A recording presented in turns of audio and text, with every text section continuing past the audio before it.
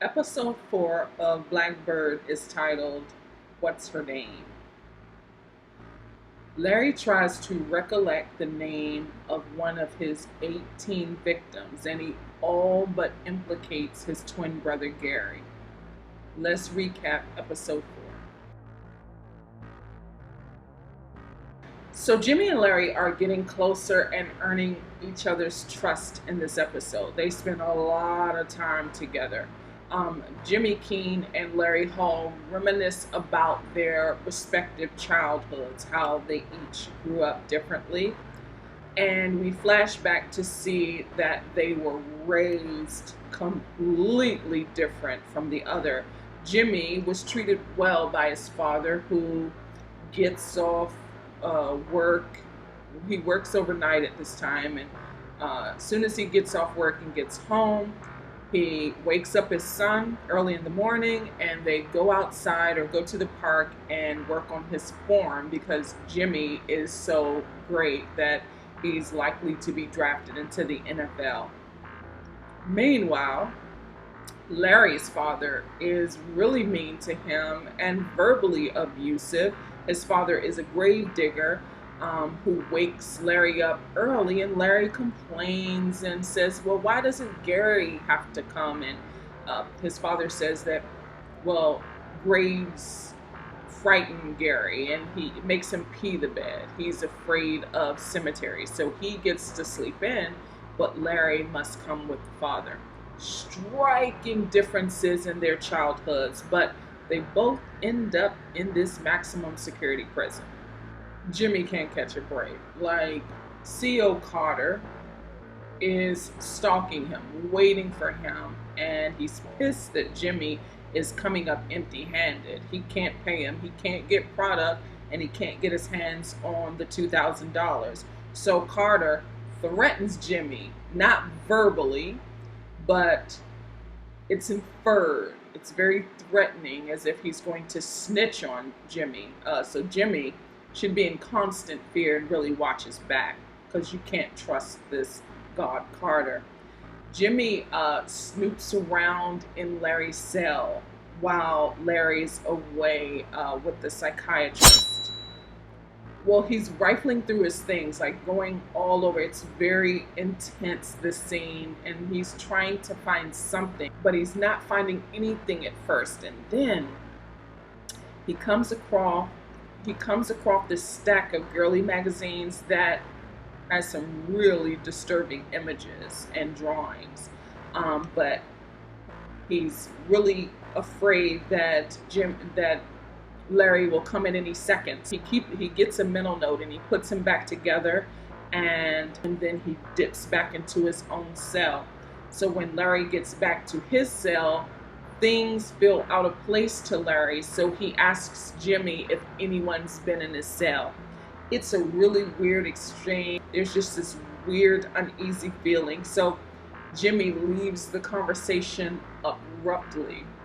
Jimmy goes off to the yard, and Larry follows not far behind. He's upset Jimmy and wants to make it up to him. This is his only companion at this point. At this point, Larry's trying to warm back up to him. He doesn't want to lose his friend.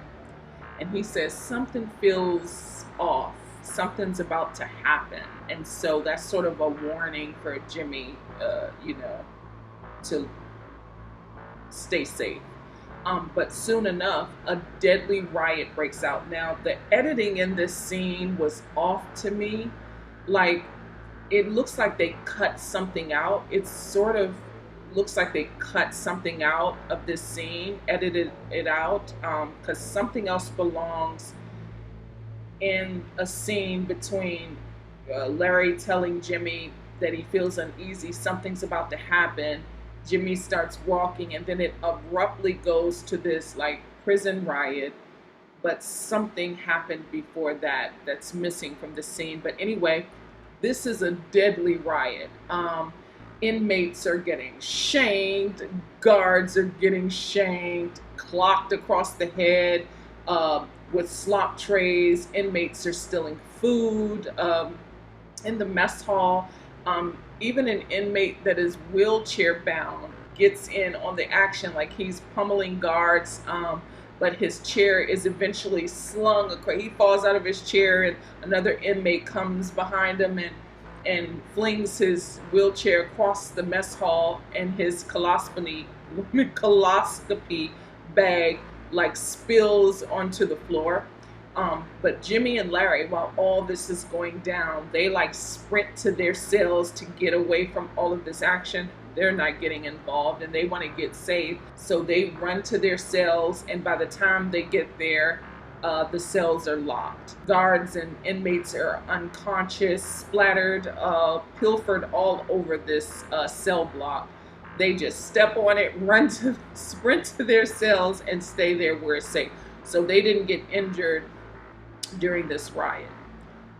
So later, Jimmy and Larry has some kind of pull here where these guards and the warden asks him to fix things. He was a mechanic in his former life, and a janitor and a gravedigger, but they task him with leading a crew of inmates to help him clean up this mess. And I'm talking about urine and blood, like it is like the floors are filled with like bodily fluids, and Larry knows how to best get rid of this because he claims he's had to do it before. And he opens up to Jimmy this time and explains how he made women, his victims, unconscious.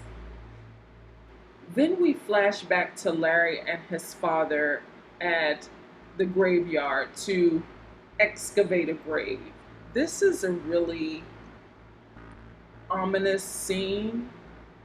They're there to steal jewelry off a dead man's cold hands. The very first scene, there was a mortician dressing, preparing a corpse for his funeral. It was an older man. Maybe he was in the mob or something. It just something about his jewelry made man. But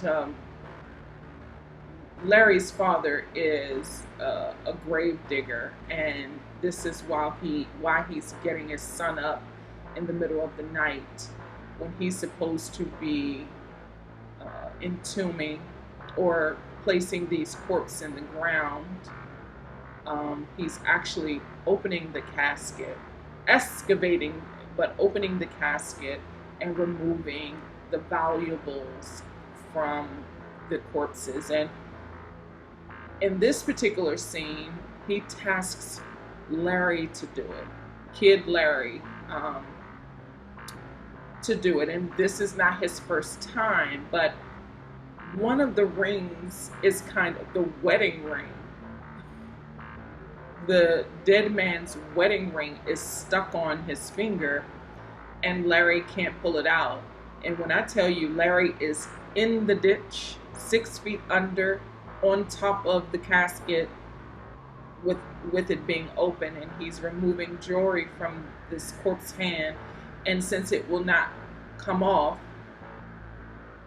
Larry's father throws a pair of like bone pliers, or not wire cutters, but some pliers to cut the corpse's hand to remove the ring. And when Larry's taking so long, his dad is shoving some of the dirt on him so that he can hurry up. And so he cuts off the finger, removes the ring and all the jewelry, and gives it to his father.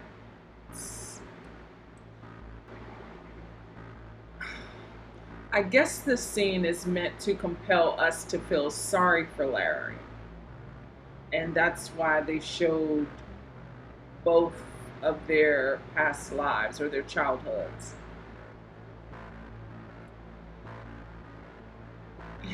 So Larry admits to being a grave robber to Jimmy and letting him know that his dad forced him to do this. And he's explaining these details or chronicling this while they're cleaning up the blood in the mess hall.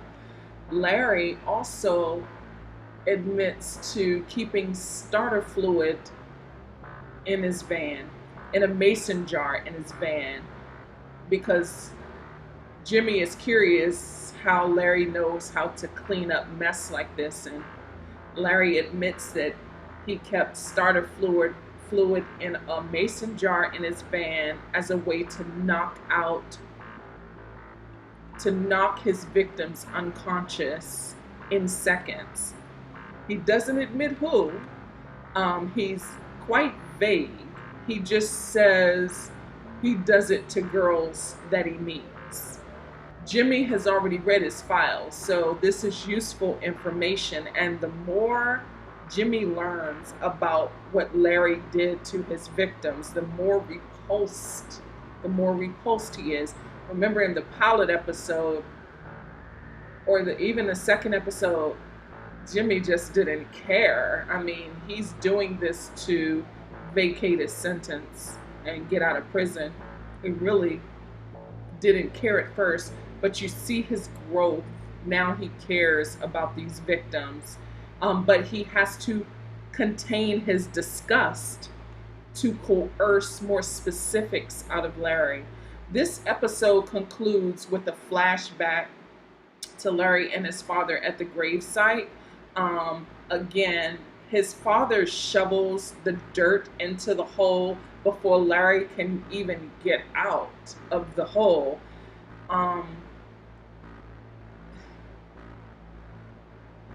It's as if we have to feel sorry for Larry. I don't feel sorry for him, but I see what they were trying to convey. I don't feel sorry for him for what he has. No care. Psychologically damaged, probably, but he has no care of what he is enjoying, what he did to his victims. And it's very, very sad. While at the gravesite, Larry asks his dad why this black bird is watching. Oh, it looks like an owl, but why this black bird is watching them do this, and then it just abruptly flies away. And his dad explains black birds, like the owl that is watching over them, watches over the dead. So that's why this series is named Blackbird. The final scene concludes with Gary visiting Larry. Now, he hasn't visited him this whole series that we know of. This seems like the first visit. And Larry reminisces about a girl they both picked up in California. Larry struggles to remember her name. He starts spewing out these different girls' names, probably other victims. And Gary tells him that he doesn't remember what he's talking about. He doesn't remember correctly. Then Larry blurts out Sharon. This scene tells me that Larry and Gary are in cahoots, and Gary is likely the mastermind behind it all. There is a victim that Larry has been, like, he isn't implicated in anymore because he was in Ohio when the victim was murdered, but was Gary. I think this is a team. Gary and Larry realize together that he's about to get out of jail too. So Jimmy's got to work faster than this, or these murderers, these serial killers, will be free. That's the end of the episode. Again, I think Gary and Larry did it. This is based on a true story, and I don't want to look up or research the details about the specifics about this case. I don't want to know about it. I want to finish the series. There are 2 episodes remaining in this season or this series. And I just don't want to know about what actually happened until I finish the series, and then I'll go research. But I have the sense that they both did it together. So hopefully we'll get to know a little more. Again, there are 2 remaining episodes, Friday, and then the finale, I believe, is August 2nd. At any rate, thank you so much. If you stuck around this long, I certainly appreciate you. Please consider liking, commenting, sharing, and subscribing. And until next time, peace.